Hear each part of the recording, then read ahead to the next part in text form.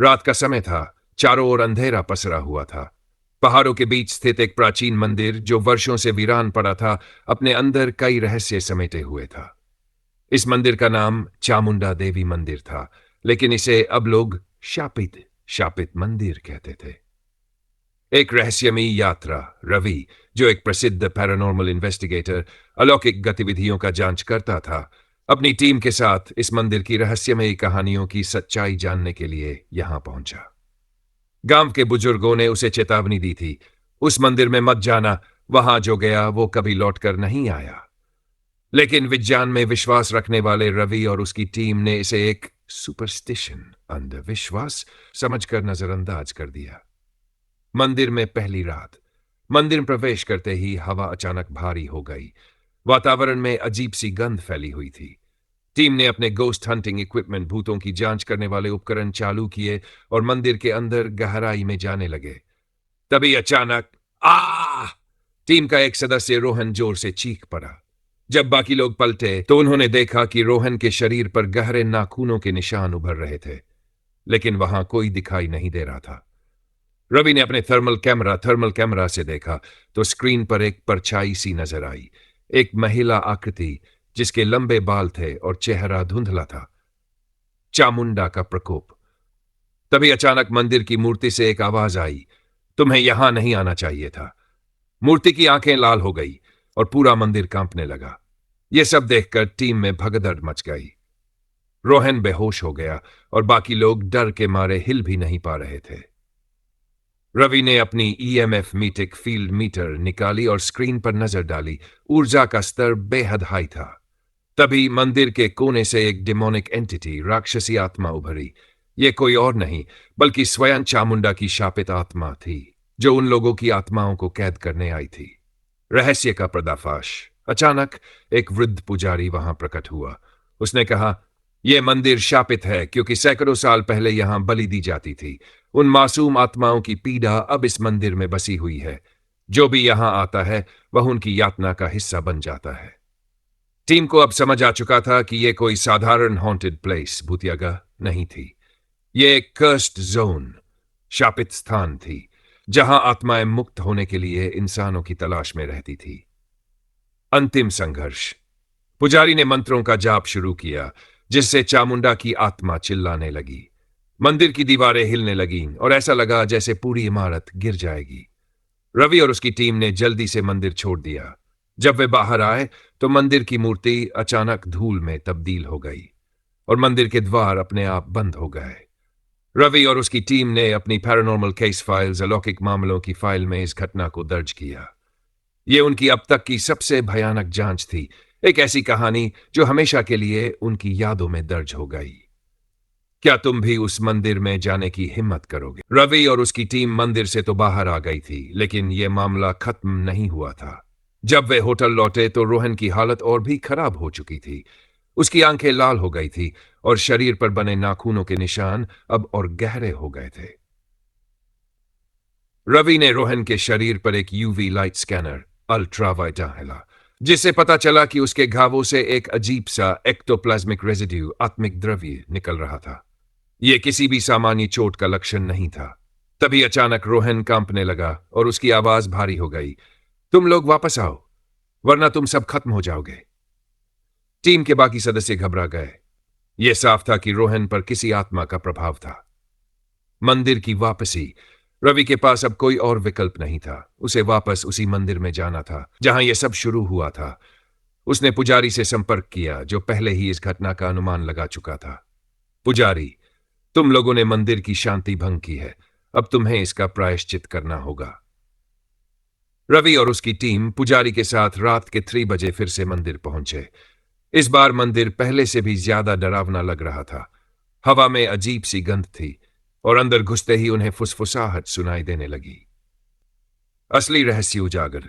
पुजारी ने बताया कि यह चामुंडा देवी की आत्मा नहीं थी, बल्कि उन बलि दी गई आत्माओं का क्रोध था जो सदियों से किसी की तलाश में थी।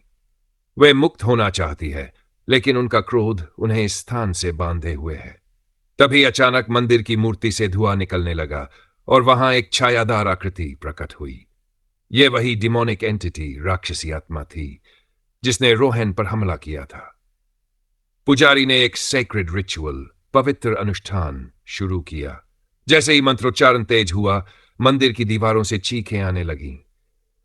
रवि ने अपने स्पिरिट बॉक्स, आत्माओं से संपर्क करने वाला यंत्र से पूछा, तुम कौन हो? स्क्रीन पर एक डरावना संदेश उभरा, हम मुक्त होना चाहते हैं। रवि समझ गया कि इन्हें मोक्ष चाहिए। पुजारी ने हवन शुरू किया और जैसे ही मंत्र पूर्ण हुए, एक तेज रोशनी फैली। अचानक सब कुछ शांत हो गया। उसी क्षण होटल में पड़े रोहन की चीख गूंज उठी और उसकी आंखें वापस सामान्य हो गई। उसकी छाती पर जो निशान थे वे धीरे धीरे मिटने लगे। रवि और उसकी टीम ने राहत की सांस ली। अब मंदिर शांत था, लेकिन इससे एक और बड़ा रहस्य सामने आया। क्या यह दुनिया सिर्फ इंसानों की है या फिर आत्माओं की भी? रवि अब और भी गहरे रहस्यों को खोजने के लिए तैयार था। अगला भाग, क्या चामुंडा मंदिर की रहस्यमयी शक्तियां अभी भी जीवित है? रवि और उसकी टीम को लगा कि मामला खत्म हो चुका है, लेकिन हकीकत इससे कहीं ज्यादा डरावनी थी। रात के 3:45 बजे, जब सभी लोग होटल में आराम कर रहे थे, रोहन की नींद अचानक खुली। उसे अपनी छाती में तेज जलन महसूस हुई। उसने अपनी शर्ट उठाकर देखा। वो सभी नाखूनों के निशान जो मिट चुके थे फिर से उभर आए थे, और इस बार और भी गहरे थे। आईने में अपनी परछाई देखते ही रोहन की रूह कांप गई। आईने में उसका चेहरा नहीं, बल्कि चामुंडा की विकृत आत्मा दिखाई दे रही थी। मंदिर का रहस्य अभी खत्म नहीं हुआ था। रवि और बाकी टीम उसकी चीखें सुनकर कमरे में पहुंचे, लेकिन जैसे ही दरवाजा खोला, पूरा कमरा ठंडा और अंधकार में हो गया। रोहन के शरीर से काले धुएं के बादल उठ रहे थे। वो आ गई है, रोहन ने कांपती आवाज में कहा। रवि ने तुरंत इंफ्रारेड कैमरा निकाला। स्क्रीन पर जो नजारा दिखा वो किसी के भी होश उड़ा सकता था। रोहन के पीछे एक काली आकृति थी, जिसकी लंबी नुकीली उंगलियां धीरे धीरे उसके सिर की तरफ बढ़ रही थी। चामुंडा का असली रूप। पुजारी ने बताया था कि आत्माएं मोक्ष चाहती थी, लेकिन उनमें से एक आत्मा, चामुंडा, क्रोध और प्रतिशोध से भरी हुई थी। वो अब भी मुक्त नहीं हुई थी। यह मंदिर से नहीं हटेगी, यह तब तक हमारे पीछे रहेगी जब तक हम इसकी असली कहानी नहीं जान लेते, रवि ने कहा। टीम ने फैसला किया, उन्हें फिर से मंदिर जाना होगा, लेकिन इस बार बिना किसी उपकरण के। अंतिम सत्य का सामना। रात के 30 बजे, जब चंद्रमा अपने चरम पर था, वे मंदिर पहुंचे। इस बार वातावरण और भी भारी लग रहा था। जैसे ही वे अंदर गए, उन्हें मंदिर की दीवारों पर खून से लिखी हुई संस्कृत में कोई लिपि नजर आई। रवि ने अपनी टॉर्च जलाई और पढ़ना शुरू किया, जो भी इस मंदिर में बिना अनुमति प्रवेश करेगा वो मेरी छाया का हिस्सा बन जाएगा। तभी अचानक मंदिर की मूर्ति से एक गहरी भयावह हंसी गूंज उठी। चामुंडा की आत्मा सामने प्रकट हुई। अब तक का सबसे डरावना रूप। उसकी आंखों से काले आंसू बह रहे थे और उसकी लंबी उंगलियां हवा में लहराते हुए एक मंत्र बुदबुदा रही थी। अब कोई नहीं बचेगा। रवि ने पुजारी को देखा। अब क्या करें? पुजारी ने कहा, केवल एक उपाय है, एक बलिदान। अगला भाग, कौन बनेगा बलिदान? क्या रवि इस भयानक श्राप को खत्म कर पाएगा, या फिर चामुंडा की आत्मा हमेशा के लिए उनकी आत्माएं कैद कर लेगी? मंदिर के अंदर माहौल और भी भयावह हो चुका था। चामुंडा की आत्मा हवा में तैर रही थी। उसकी काली आंखों से जलती हुई राख टपक रही थी। मंदिर की दीवारें कांप रही थी और जमीन पर दरारें पड़ने लगी थी। अब कोई नहीं बचेगा। उसकी भयानक आवाज गूंज उठी। रवि ने पुजारी की तरफ देखा, जिसने कहा, केवल एक उपाय है, एक बलिदान। कौन बनेगा बलिदान? रवि और उसकी टीम एक दूसरे को देखने लगे। सभी को समझ आ गया था कि अगर कोई बलिदान नहीं देता तो वे सभी इस श्रापित मंदिर में फंस जाएंगे। लेकिन किसे बलिदान देना होगा? रोहन ने कांपती आवाज में पूछा। पुजारी ने कहा, इस मंदिर में जिसने सबसे पहले प्रवेश किया था वही अब इस श्राप का मुख्य निशाना है।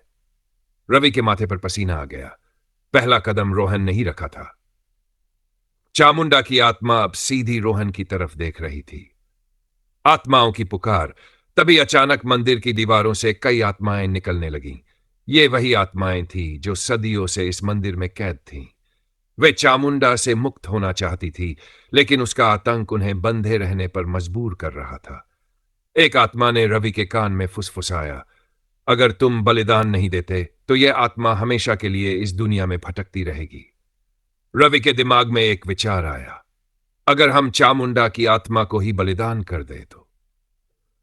पुजारी ने एक सेक्रेड सर्कल पवित्र चक्र बनाया और रोहन को उसमें बैठने को कहा।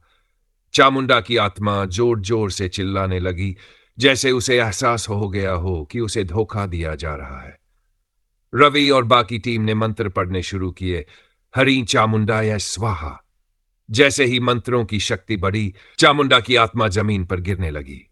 नहीं, तुम लोग मुझे कैद नहीं कर सकते, लेकिन अब देर हो चुकी थी। पुजारी ने गंगाजल छिड़का और एक आखिरी बार मंत्र उच्चारण हुआ, चामुंडाय नमः। अचानक चामुंडा की आत्मा एक आग के गोले में बदल गई और मंदिर की मूर्ति में समा गई। शाप की समाप्ति। सभी आत्माएं मुक्त हो गई। मंदिर शांत हो गया। रोहन अब ठीक महसूस कर रहा था। उसकी छाती से निशान मिट चुके थे। क्या यह सच में खत्म हो गया? रवि ने पुजारी से पूछा। पुजारी ने गहरी सांस लेते हुए कहा, यह श्राप अब खत्म हो चुका है, लेकिन इस मंदिर को फिर कभी नहीं छेड़ना।